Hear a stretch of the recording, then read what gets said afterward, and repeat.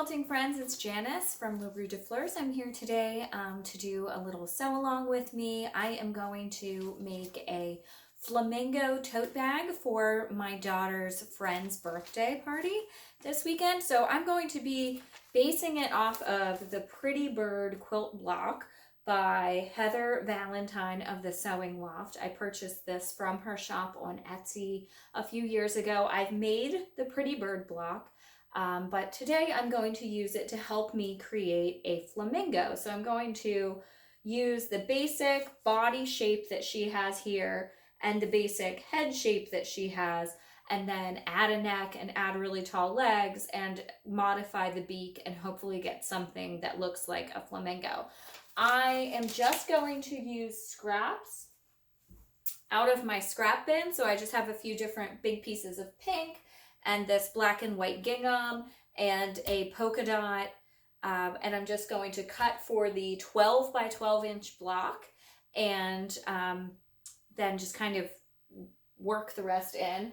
I am going to use this Geo Diamond Mod Tropicals by Paintbrush Studio for the background of my bird block so that it will be basically pink and blue, which I hear are some of her favorite colors. Then on the back, I am probably going to use this pinwheel scrap that was made by my aunt and is part of the Lana Bates Memorial Quilt Project to use up some of the quilt blocks left behind by my late aunt. She created lots of quilts and was my quilt inspiration, and I am been gifted these blocks, several different finished, unfinished blocks and things in various states of finish that I am trying to work through for my cousin as a promise to use up some of the things that she left behind and never completed. So this will be a part of that. I can link all of the information about that special project down below. And so I wanted to kind of find something in my background that would coordinate so I could use up this piece as part of that. But I'm going to kind of take you along and show you what I did. I'm not going to go through any of the specifics of the block because that is someone else's work, but you can watch me work through it. And then if you're interested, you can use the modifications or as an idea to create your own, perhaps buy the block from Heather and then work off of that like I'm doing. So here we go.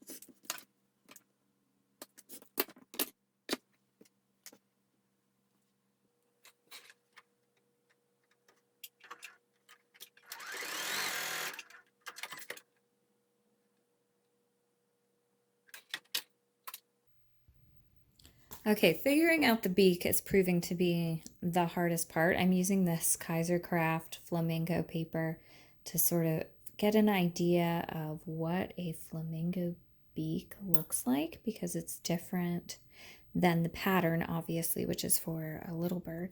So I am going to play around for a few minutes and see if I can get a bend in the fabric that makes sense, and then I'll have to figure out how to attach the backing to that. So I'm not exactly sure where I'm going, but we will find out.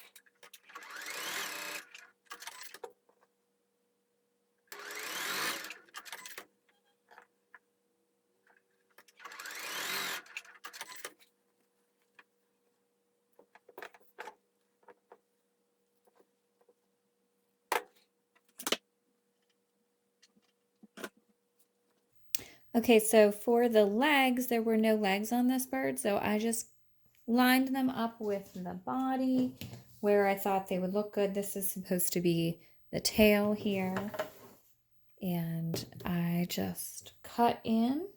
You saw I just snipped into it where I thought that they would look nice coming off of the body, And I'm going to make this piece first, and then I will make a little piece down here at the bottom that attaches the rest of the legs. And I suppose I will turn one so that it is up at an angle, and that will be another thing I will have to piece and just make up as I go. But first I will sew into place as it's shown on the block directions.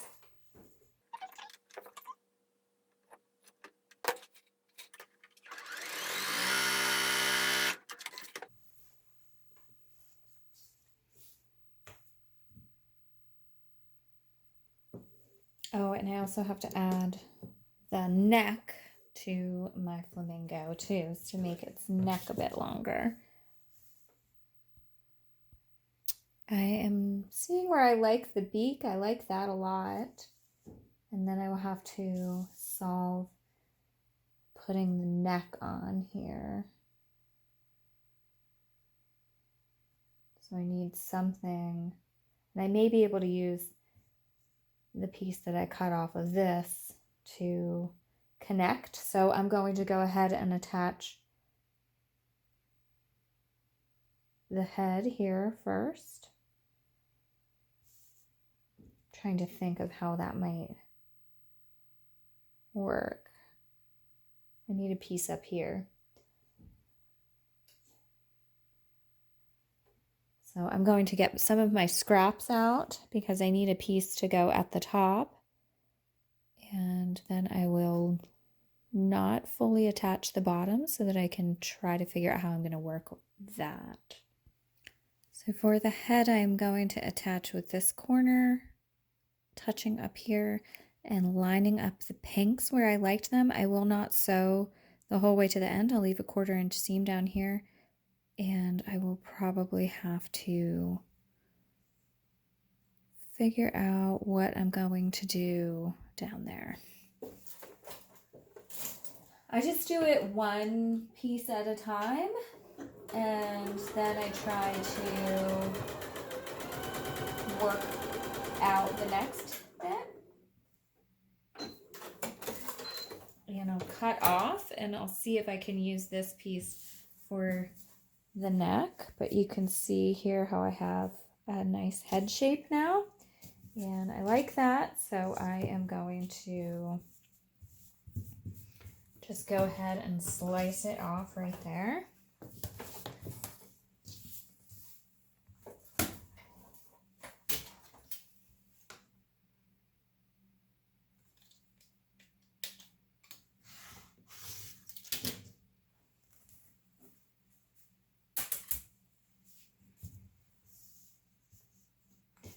And now, can this be a neck somehow?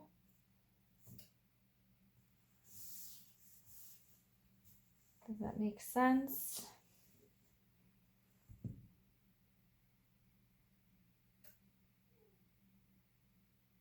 Maybe. Are you seeing it? I think I'm seeing it. I need to add pieces here. I need a bigger piece here. I will measure that. I like it back like this. Yeah, I do. I think I like it angled, so I need a bigger piece here and a big piece here.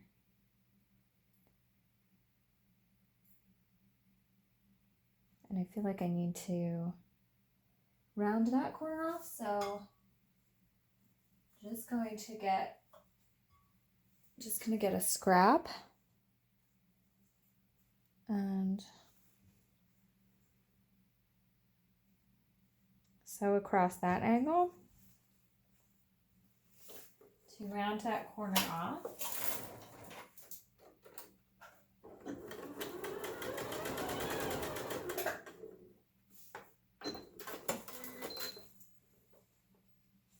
And now I have a piece there.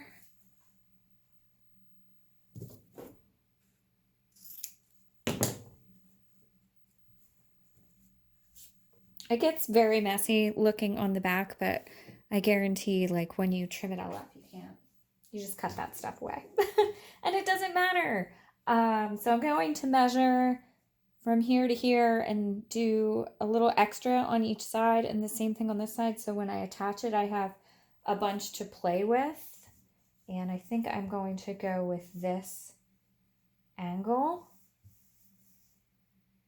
So I need to fill up all that space. So I'm just going to see if any of the pieces that I have would cover that, and it looks like they will, so I'm going to rip these off.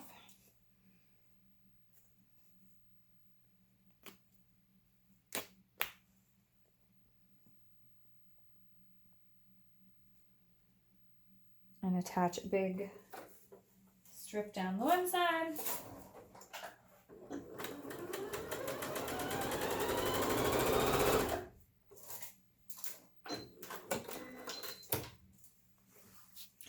And the big strip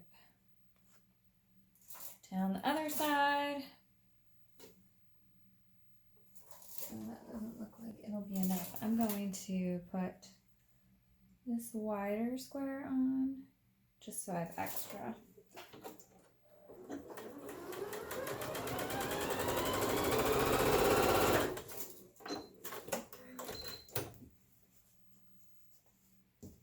Now I am going to sew across here. So I'm just going to position that part where I want it.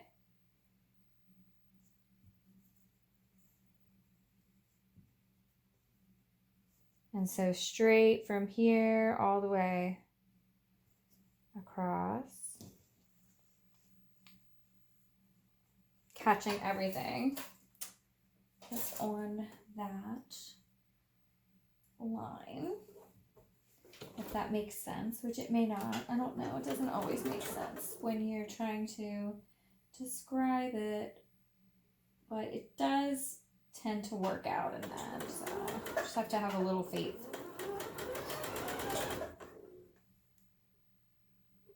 Which when I do this improv stuff is really all I have, is a little bit of faith that it will work out.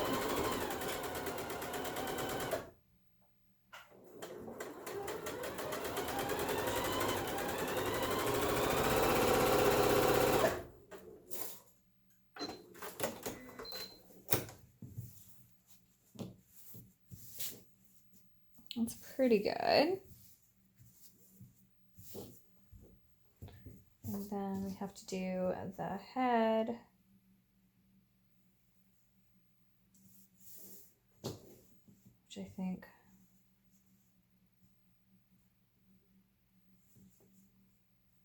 is looking like we can angle it down. Yeah, I think that will work.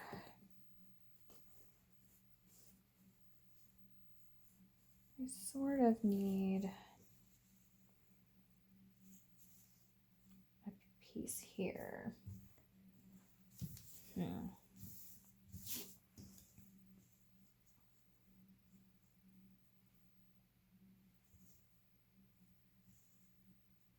Oh, that's good. I'm just going to go across.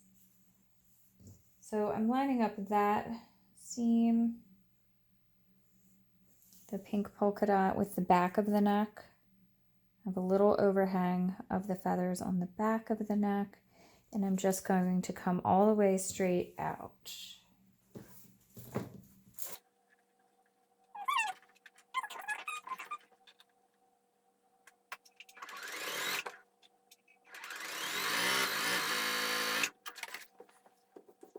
But looking more like a flamingo now, I think so. Now we just have to address this area, which I'm not really sure how we're going to do that. So we have a lot going on.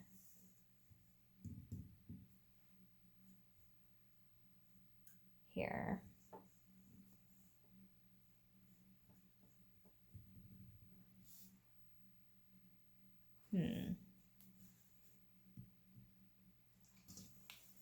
I'm going to iron it and make it a little flat. This day while I was working on it, I could not record live. My husband was actually in his office right next to me on phone calls all day, so I had to just work in the quiet, but I'm going to try to fill you in now. So basically what I do when I work on these improv pieces is just try to use my scraps and pieces that I cut to fill in the puzzle. Is there an easier way? Yeah, sure. Sometimes I guess if you have a pattern, but I didn't have a pattern for this other than the base that I worked on. And I really enjoy working this way. Sometimes it's a great for my mind and it helps me just be free. And I'm able to go into these things with very little expectation of how it's going to turn out. And I just really have fun with it. If you're not this kind of person, I could see that it would be very annoying, but I don't mind. That's just kind of my artistic part of what I work on, and I really enjoy these sort of freestyle. So here I am after I got most of it in. You can see I went back and did fix the beak. I did not end up being very happy with that, and I felt like I could do better. And the next day, I definitely was able to. I did work on this over the course of 2.5 days, which was way more time than somebody making a tote bag for a 12-year-old probably needed to invest. But again, I was just really in the mood to work on something like this. It was a great idea that I had, and I just wanted to roll with it. Now I just try to use my seams and neaten it up into as much of a rectangle or square as I possibly can. And that's what I'm doing here, just trying to straighten out all of the crazy cuts that I have. I also trimmed a lot off of the back. And then my final piece is the little crooked legs that I created.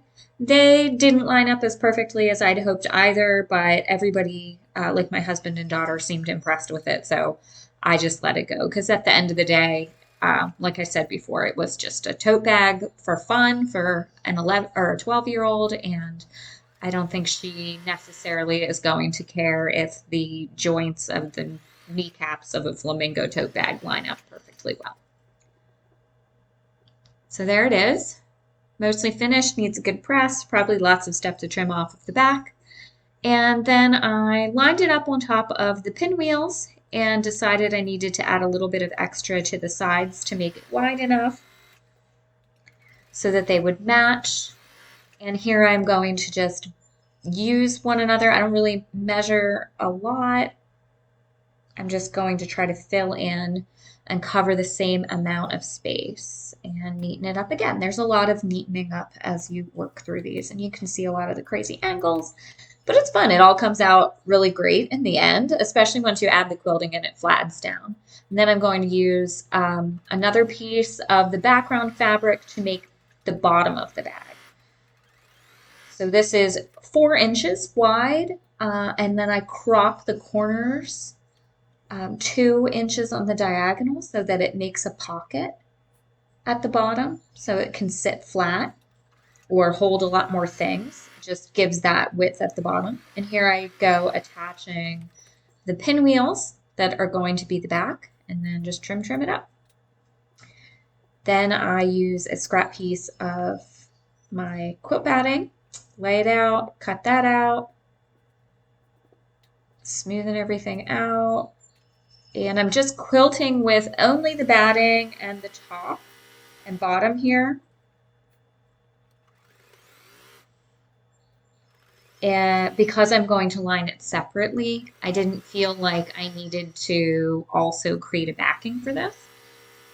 And I'm just kind of going, I think, at 1-inch spaces. I didn't really measure.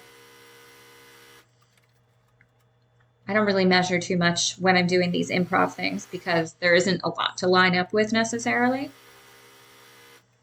So I'm just quilting every inch, and then I went back through and quilted at the 1/2 inch as well.